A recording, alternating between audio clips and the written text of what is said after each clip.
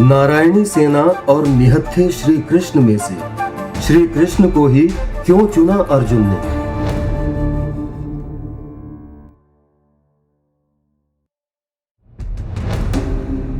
अभी महाभारत के युद्ध की घोषणा नहीं हुई थी।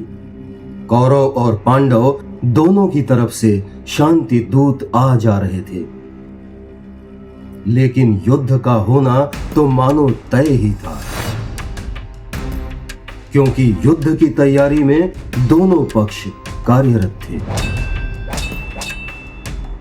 कौरव और पांडव दोनों अपनी सैन्य शक्ति बढ़ाने के प्रयास में जुटे थे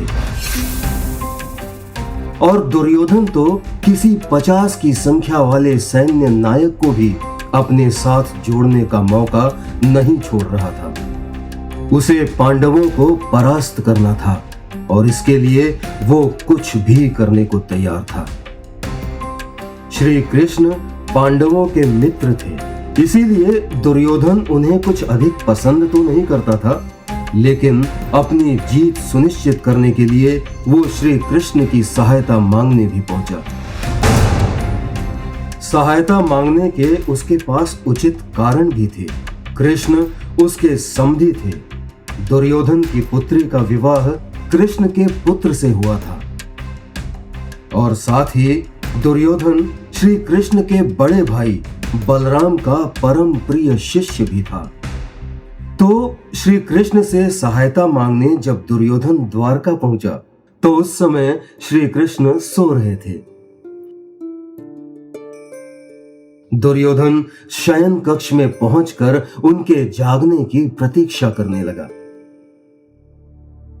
दुर्योधन श्री कृष्ण से सैन्य सहायता मांगने आया था।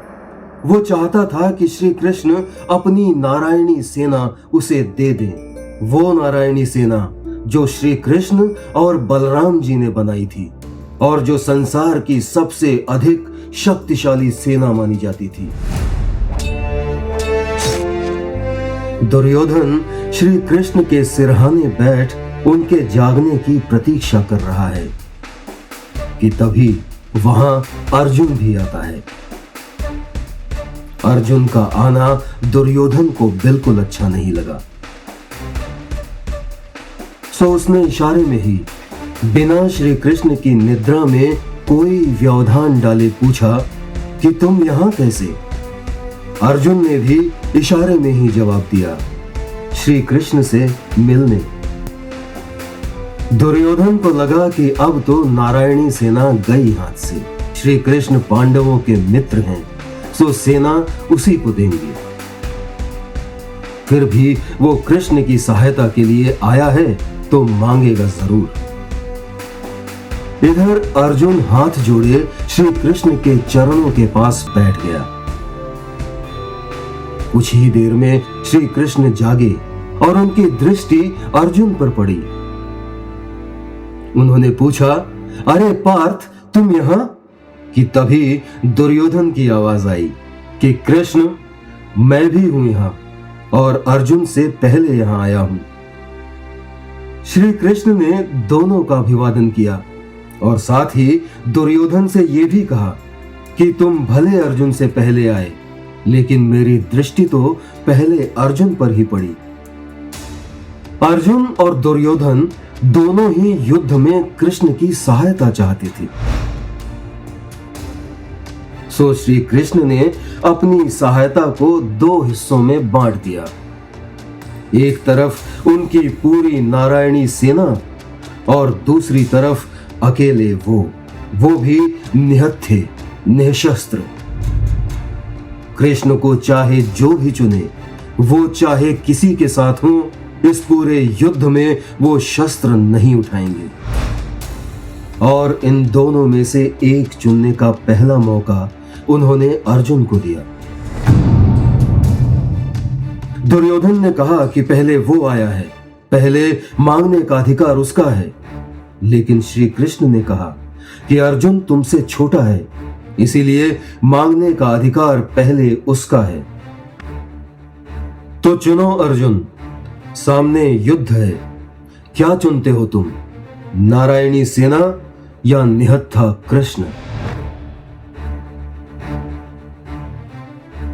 दुर्योधन को लगा कि कृष्ण की सहायता का सही बंटवारा नहीं है ये, फिर भी वो मौन रहा। उसने सोचा कि अगर अर्जुन नारायणी सेना मांग लेता है तो इस बंटवारे को ही अनुचित ठहराएगा, अपने गुरु बलराम से इस बारे में बात करेगा। लेकिन दुर्योधन की आशंका के विरुद्ध अर्जुन ने जैसे ही निहत्थे श्री कृष्ण को चुना, दुर्योधन मन ही मन अत्यंत आनंदित हुआ और उसने कहा, तो यही निश्चित रहा कि श्री कृष्ण निहत्थे पांडवों के साथ होंगे और नारायणी सेना दुर्योधन के साथ। अर्जुन ने श्री कृष्ण को इसलिए चुना क्योंकि किसी भी हाल में पांडव धर्म को नहीं छोड़ सकते थे। एक तरफ नारायणी सेना के रूप में संसार था तो दूसरी तरफ श्री कृष्ण, और संसार के लिए श्री कृष्ण को छोड़ने का पाप अर्जुन तो नहीं कर सकता था। ऐसी ही ढेरों कहानियां जानने और सुनाने के लिए प्लीज हमारे चैनल को सब्सक्राइब करें, और अगर आप चाहते हैं कि ये कहानियां दूसरों तक भी पहुंचे तो लाइक और शेयर करें। धन्यवाद।